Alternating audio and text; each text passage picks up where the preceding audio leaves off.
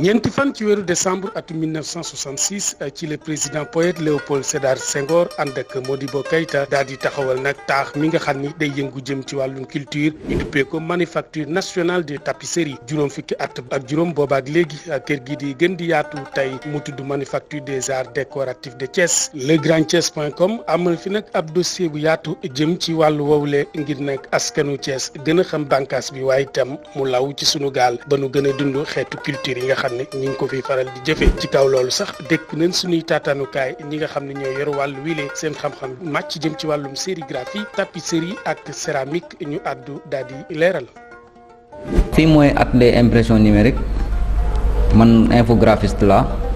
fii la ñuy defaree des conceptions bu ñu defaree conception bi ak client bi ba pare bu client bi xoolee ba ne baax na ba pare après ci dañuy doog a demee def tirage bi. léegi tirage yi ñuy def fii mooy nekk tirage sur base vinyle moom la ñuy wax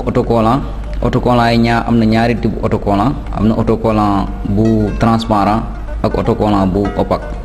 am na aussi polyester. pour impression numérique léegi machine bii nii moom la ñuy defee impression bi moom moo tudd Mimaki ak machine bii nii moom mooy Mimaki CVJ 150/160 si li ñuy tiré bâche yi tey boo xoolee lii nii li su mel ne lii nii bâche la mooy bâche leesu 1 mètre am na tamit yeneen bâche yu nga xamante ni si nii lees bi c'est différent moom mooy bii nii boo xoolee bâche bii nii moom moo ëpp ndax bii bâche bii nii lees bi 1 mètre 60 la pour vinyle li ma leen doon expliquer lii nii vinyle la mais bii nii mooy vinyle opaque boo xoolee moom dafa weex am na tamit beneen vinyle moom la ñuy wax vinyle transparent moom moo nekk vinyle bii nii c'est transparent boo xoolee day mel ne toile. Il y a aussi le polyester moom la ñuy def comme drapeau lutteur yi su ngeen xoolee comme drapeau lutteur yi polyester lañ koy tiré après bu ñu defee conception bi ba pare moom lañ koy tiré léegi machine bii nii moom moo koy tiré léegi encre yi moom moo nekk nii. ci ordinateur beneen moom moo koy commandé. suñuy liggéey nag comme ni ñu koy waxee sérigraphie la donc di confectionner ay t-shirt Lacoste casquette voilà tout ce qui est support dur support léger lépp loo xam ne laaj na sérigraphie loolu suñu liggéey fii. fii nag méthode yi ñuy liggéeyee comme ni ñu koy waxee rek méthode sérigraphie donc lu ñuy liggéey mooy ak écran yi dañuy liggéey ak plastisol. Base note ak encre voilà tout ce qui est matériel sérigraphie li ñu utiliser sérigraphie moom lañ bon wutuñu beneen matériel boo xam ne bokkul ak loo xam ne méngoowul ak sérigraphie donc ñun on utilise les matériels qu'il faut matériels yoo xam ne c'est conçu uniquement pour la sérigraphie. seen liggéey gaaw na wala day jël temps. ça dépend ci procédé bi ñuy liggéey ça dépend bu dee quadrillé la moo gën a jël temps bu dee boo xam ne du quadrillé yàggul loolu du jël temps. donc liggéey bi ça dépend ci li client bi commandé rek li mu bëgg ci t-shirt ak ban procédé la bëgg ñu defee ko tamit loolu la dépend mais am t-shirt yoo xam ne ci benn journée mun nga liggéey 200 t-shirt ba 300 400 t-shirt voilà am na yenn yoo xam yenn commande yoo xam ne 200 t-shirt pour nga liggéey ko ci benn journée bi dana xaw a jël temps donc loolu la ça dépend ci li t-shirt bi laaj ñu def ci rek. waaw bu ñu amee liggéey dañ ku ne la ñuy jox lañuy attribué benn rôle bu war a def waaw comme ni ñu ko gisee ñu liggéey nii su ne ñi jox lañ leen ku nekk benn écran ñi jox leen séchoir yi donc day nekk travail à la chaîne. fii mooy atelier cartonnage donc fii ay dessin lañ fi def ñooy def nataal yi parce que pour liggéey tapisserie ci wàllu ëcc balaa ñu koy def faaw ñu dessiner am nataal yoo xam ne dañ koy def bu ñu koy def itam am na fu ñuy tàmbalee parce que am nataal yoo xam ne dañ koy jote ci artistes yi bu ñu envoyé seen i nataal de manufacture téye ko wala sélectionné ko ci tënk dafa am benn contrat bu leen di boole manufacture ak artiste bi nataal yooyu nag ñun moom la ñu jël ñu koy yaatal moom la ñu tuddee agrandissement ñu dessiné ko yaatal ko defar couleur yi avant ñu koy mën a yónnee ci atelier de tissage yi maanaam fi ñuy rabbe. fii comme li ma wax mooy mooy ndeyu mbili gi fii mooy base bi pour tapisserie mën a am faaw ñu dessiner mais faaw ñu dessiner léegi pour def dessin boobu comme ni ma la wax yooyu mooy pàcc yu fasante ko yi ñuy def bu ñu jàllee ci loolu dessin ba pare ñu saytu ko saytu bi mooy bu fekkee ne Aziz Ndiaye moo def carton bi wala Alassane Diop wala Joseph Kole ñoom ñoo ko def kenn ci ñun wala ñaar ci ñun dañuy ñëw saytu ko fasu ñoom liggéey bi ñu def parce que ñaareel yow miy liggéey nga sëgg ci liggéey bi keneen ku dul yow moo mën a saytu pour mu gis erreur yi nga def erreur yooyu pour ñu éviter ko noonu la ñuy def parce que bu ñu defee loolu nag bu ñu defee saytu boobu ba noppi dañuy def li ñuy tuddee assortiment des couleurs mooy ñu jël xayma couleur nataal bi yëpp ñu mandargal ko jëmbal ko ci benn chapelet de couleur bi mooy caq bi ngay gis muy chapelet bi léegi ci chapelet bi comme li nga wax sànq couleur bu nekk dafa am codam dafa am nu mu tudd am na tur am na sant parce que bu ma jëloon par exemple couleur yu weex yi mooy 12 yi di am 12 00 mu am 12 01 02 03 et cetera bu ñu demee ci yu xonq yi mooy 48 yi nga avancé tuuti di nga am 09 yi nga dem ci jaune yi nga am 30 yi et cetera yu ñuul yi par exemple mooy 04 yi léegi bu ñu defee codification chapelet ba pare mais chapelet bi li muy gàtt ni yëpp jàpp leen ne mooy mandargal nataal yi couleur yi dem ci nataal bi yëpp. bu demee ba yëg ci métier bi nag ñun dañuy saytu dañu nekk tout le temps en alerte dañuy saytu pièce bi bañ ko tàmbalee ba keroog muy jeex bu jeexee dañ koy retourné waat parce que benn carte d'identité boo xam ne moom ànd ak carton bi dem moom la ñu tuddee fiche technique. bu jeexee responsable atelier boobu daf ñu koy delloo si fii bu ko delloo si fii nag ki nga xam ne moo fi responsable mu jëlaat ko apposé ci cachet signé ko pour bàyyi ko mu soog a dem ci magasin bi balaa mu ci magasin bi yéeg ci direction bi moom tam mu saytu balaa muy dem ci galerie bi nga xam ne foofu la ñuy wane nag dëgg-dëgg suñu njeexitu liggéey. Voilà, actuellement yéen a ngi manufacture sénégalaise des arts décoratifs de Thiès particulièrement ici atelier Basse-Lys 1 atelier bi ñuy wax Basse-Lys 1. donc Basse-Lys 1 fii la ñuy liggéey lépp luy tapisserie boo déggee tapisserie nag mooy tap yoo xam ne moom la ñuy lonk ci mur bi voilà donc li ngeen gis nii mooy phase de préparation bi maanaam bu ñuy soog a door benn tapisserie nii leen koy liggéey nii leen koy préparer voilà donc li ma yor nii mu ngi tudd chenille en français ñu ngi koy wax écheveau dañ koy wax aussi la tresse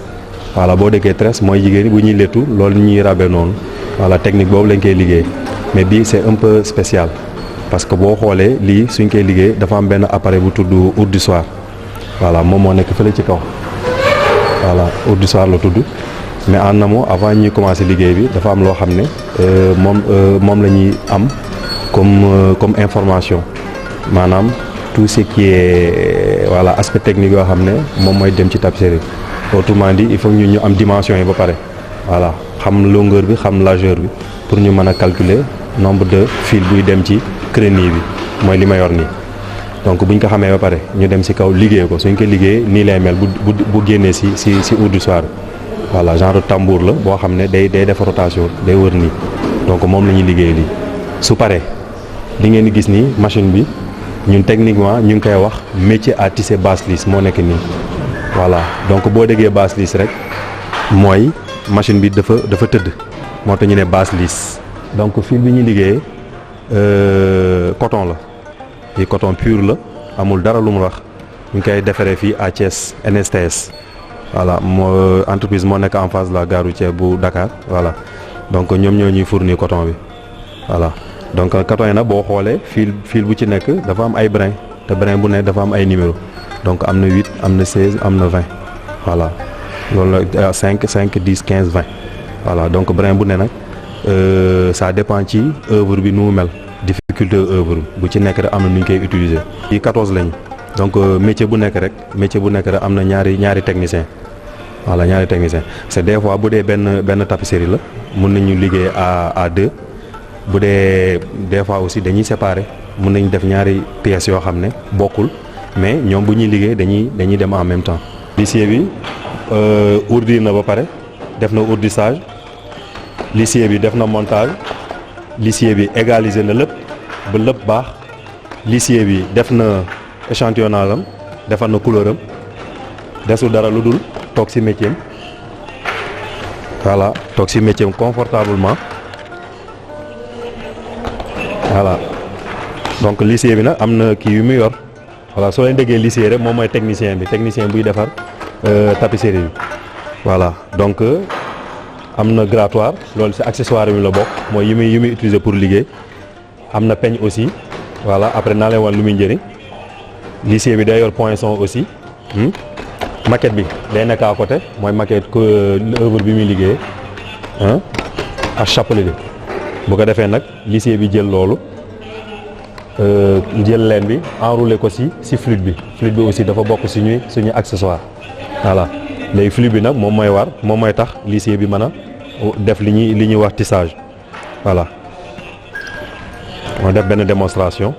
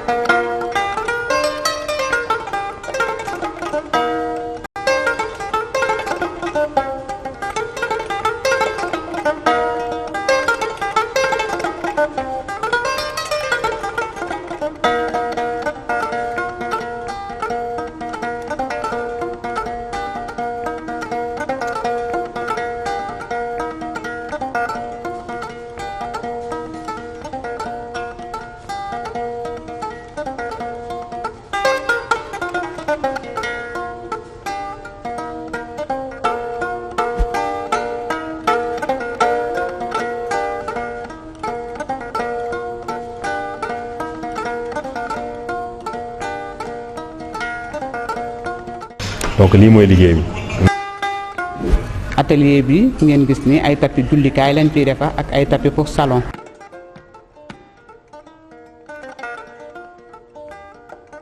tapis yi aussi buñ koy ràbb dinañ soxla peintre cartonnier ñoom ñooy defar carton yi mooy par exemple carton bi ngeen gis ni dimension standard la tapis bi la longueur bi mi ngi nekk 1m30 largeur bi nekk 70 donc surface bi day nekk 0,77 mètres carrés mooy dimension standard du tapis des fois aussi mu am tapis yu gën a mag parce que loolu mi ngi dépendre ci commande clientèle bi day am ñoo xam ne dañuy bëgg tapis pour benn place am ñoo xam ne dañuy bëgg tapis pour ñaari place am ñoo xam ne dañuy bëgg tapis pour ñetti place yooyu yëpp mi ngi dépendre ci commande bu boobaa peintre cartonnier ñoom ñooy yokk dimension carton yi pour nga am dimension tapis bi standard bi fii mën nga ko def 1 mois de travail des fois nag nga gis ku ko def 15 jours 16 jours ba 17 jours parce que lépp aussi loolu mi ngi dépendre ci rapidité ki koy defar ak aussi des fois ci difficulté yi nga xam ne mën na ko gis ci carton bi en gros daal liggéey bi yëpp daanaka loolu la. fii liggéey bi moom ban la ñuy liggéey parce que céramique mooy ñi nga xamante ni dañuy liggéey si wàllum ban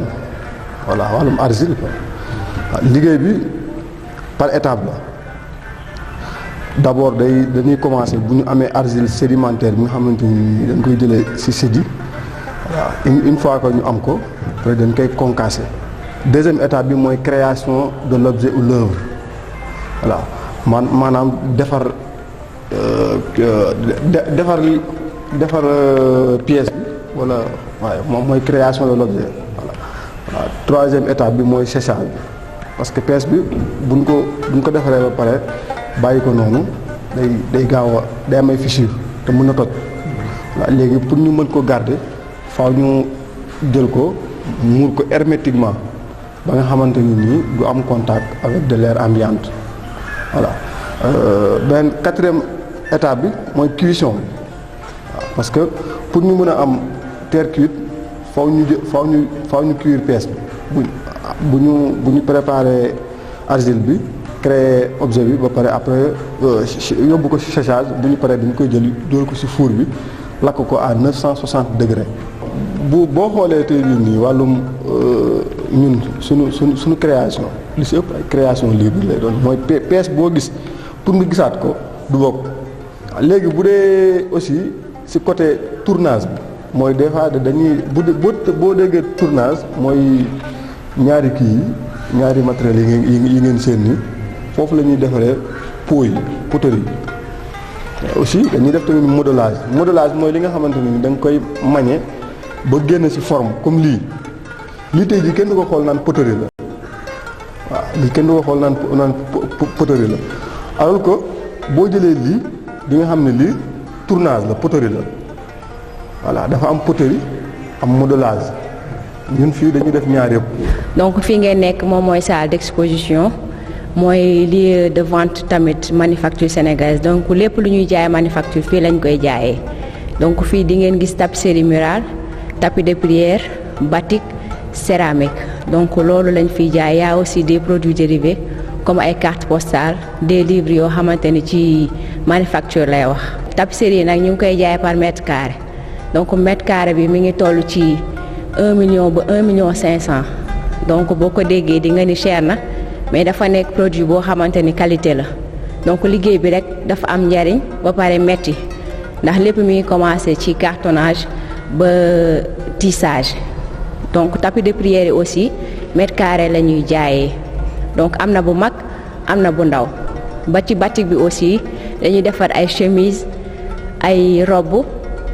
ak ay haut yu jigéen ak góor ñëpp mën nañu ñëw jënd si li nga xamante ni moom mooy batik te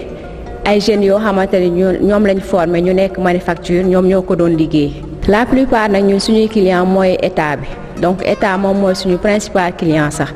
ndax lépp li nga xamante ni ñoom dañ koy joxe comme cadeau fii la ñuy ñëw manufacture jëndee si ko surtout tapisserie donc ñoom ñoo njëkk si suñuy client après ñoom touristes yi la parce que ñoom bu ñu ñëwee Sénégal manufacture la ñuy ñëw parce que manufacture dafa nekk loo xamante ni benn la ci Afrique de l'Ouest benn la ci Sénégal donc bu ñu bëggee gis loo xamante ne lu raar la te muy aar dañuy ñëw fii manufacture donc touristes yi ñoom ñooy suñuy deuxième client à part l'État bu weesoo loolu tamit les clients yi nga xamante ne ñoom ñoo nekk Sénégal les particuliers ñu nekk fii surtout Thiès aussi bañ nañ ko sax bañ dañ def produit yoo xamante ne dañu accessible yoo xamante ne cheruñu ñi nga xamante ne ñoo dëkk Thiès sax te yoruñu lu bari mën nañu ñëw jënd ci tapisserie mën nañu ñëw jënd ci produit manufacture comme lu mel ni céramique ak batik ndax boo seetloo tapisserie moom moo gën a cher mais cher bi yëpp jar na parce que liggéey bi moo demee noonu. fii ci manufacture comme ni ngeen ko gisee wan nañ leen circuit production bi ni muy demee yaakaar naa dugg ngeen ci atelier ba xool nan lay demee léegi nag en 2017 dañoo taxawal benn cellule de communication pour que liggéey bu rafet bi am fii yépp ñu xool nan lañ koy fësalee maanaam nan lañ koy wanee ci télévision yi ci médias yi ci rajo yi au niveau local national ak même ci bitim réew à l'international donc cellule bi loolu moo ko mën a taxaw ñu ngi ko taxawal nag 2017 liggéey bi nan lay demee fii mooy bu ñu defee liggéey bu rafet bi ngeen gis yëpp ci atelier yi production tapisserie yi tapis de prière yi yëpp cellule bi dafa créer benn site web site boobu lay fësale yooyu yëpp maanaam ci la ñuy waxee manufacture li ko tax a jóg institution yu nga xam ne moom la relier wul liggéey bi muy def fii wane ko atelier yi ak ñi nga xam ñooy liggéeyee fii tamit su ko defee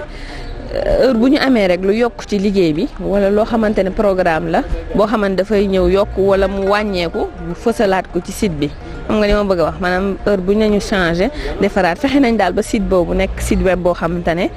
nouveau modèle la nouveau design ba nga xamante ne image bi boo duggee foofu daal li ëpp solo ci li ñuy def ci manufacture di nga ko gis foofu noonu. weesoo loolu nag am nañ tamit ay page yoo xam ne ci réseaux sociaux yi la nekk comme ay LinkedIn ay Facebook yi ngay gis nii ay Twitter ak One Africa page yooyu yëpp am nañ fa réseaux sociaux yëpp am nañ fa ay page yoo xam ne foofu tamit dañuy dugg di interagir ak nit ñi di waxtaan ak ñoom yenn saa yi ñu dugal suñu photo bu activité amee wane ne lii lañ doon def démb wala activité bii lañ doon def nit ñi commenté yow tam nga ñëw en retour nga commenté léegi foofu di nga fa jot tamit ay message yu wane par exemple ne kii lii la bëgg damaa bëgg a ñëw foofu xool leen ngeen di def wala damaa bëgg a ñëw foofu jënd produit bi wala damaa bëgg a ñëw foofu pour xool naka laay organiser sama mariage foofu ci espace polyvalent bi wala damaa bëgg a ñëw ci restaurant bi donc à chaque fois bu ñooñu waxtaanee yow tamit nga tontu leen parce que loolu mooy liggéey bi mooy nit ñi ngi fii di defar ku nekk ak sa poste di defar lu rafet léegi yow nga nekkal leen fi ci biti ba nga xam ne ki nga xam ci biti la nekk bu ñëwee nga orienté ko nga ne ko fii nga war a jaar pour nga dem ci espace bi def fa sa mariage fii nga war a jaar pour nga jënd produit bi fii nga war a jaar pour jënd lii donc moo tax dañuy nekk ci réseaux sociaux yi am site internet tamit di waxtaan ak nit ñi bu ñu yónnee ay lu ñu bëgg a xam ñu tontu leen ak yooyu donc pour la plupart noonu la ñuy liggéeyee. franchement sant naa ci bu baax a baax parce que def na démarche bu rafet mooy moom Thiès waa la ñëw fi di journaliste mu ñëw fii xool ne damaa bëgg a wane fësal bu baax li ngeen di def lan la parce que boo seetloo manufacture ñi nekk ci bitim réew ak ñi nekk au niveau national ñoo gën a xam que ñu nekk Thiès parce que ñu bëri dañ koy gis rek mu tëju rek duñ xam lan lañ fiy def kon yombalal ngeen ñu liggéey bi franchement maa ngi leen sant di leen gërëm donc au nom du directeur au nom du personnel ci turu directeur turu personnel bi turu ñu fiy liggéeyee sant nañ leen gërëm nañ leen liggéey bi daal en tout cas rafet na li ñu bëgg daal mooy ngeen gën ñu jàppale rek ci fësal gi ci seen moyens yi ngeen yor yëpp maanaam mooy télévision YouTube bi wala journalu papier bi wala site web bi lu ngeen yor rek ñun li ñu gën a rek mooy ngeen jàppale ñu ngeen accompagner ñu saa su nekk ñu ngi leen di sant di leen gërëm. maa ngi leen di gërëm ci seen ñëw fi tey parce que pour ñun am na solo ñu liggéey entre Thiessois pour dëkk bi gën a dem ci kanam donc manufacture dafa nekk bërëb boo xam ne nag day liggéey ci wàllu art président Senghor ñëw na fi en 1966 le 4 décembre ànd ak président Modibo Keïta pour ubbi ko mu nekk nag projet bu yàgg boo xam ne daf mu ngi ko doon liggéey mu am ñu ko jàppale ci liggéey boobu parce que avant ñuy commencer manufacture nationale de tapisserie amoon na benn atelier bu nekkoon au niveau de l'école nationale des arts de Dakar ce qu'on appelait l'école de Dakar ñu amoon ay xale yi ñu doon tàggat ci wàllu art benn atelier boo xam ne atelier de recherche art plastique nègre ensuite mu amaat atelier boo xam ne dafa doon tàggat xale yi ci tapisserie ñu tànn ci atelier boobu ñeenti ndaw ñoom Mamadou Wat ñoom ñoo demoon France def formation ci rab tapisserie atelier Abusson et Gobelin donc 1964 bu ñu dellusee fii ci lañ commencé manufacture nationale de tapisserie ñoom def na ñaari at formation en 1964 1966 ñu ñib ci Sénégal pour former les premiers lycées mooy ñiy ràbb former leen fii ci manufacture donc première promotion bi mu ngi nekk entre 66 et 1970 donc loolu moo continuer di dox ba léegi manufacture day former di recruter après bu recruter ba pare ñu dugal ñi nga xam ne ñoom ñoo nekk ci formation subir formation bi ñoom ñoo nekk ci atelier mais loolu nag dafa am loo xam ne histoire la ci àdduna bi parce que manufacture bu mu commencé di rab ay tapisserie yoo xam ne day wone nataalu Sénégal président Senghor daf ko defoon instrument de diplomatie c'est-à-dire fu muy dem ci àdduna bi daf koy wone di ko maye bu amee ay gan mu indi leen fii ñu ñëw won leen li ñuy liggéey fii donc titre la woon pour moom mais titre la woon ci Sénégal yëpp parce que tapisserie manufacture réalisée ñu ngi law ci àdduna bi ci fi ñu nekk ci àdduna bi ay bërëb yoo xam ne yu am maana la te loolu dafa am solo parce que fu ñu nekk tapisserie nekk rek ñu ngi waxu Sénégal ci lu baax ci lu rafet te foog naa ne loolu moo tax aussi autorités yi ba tey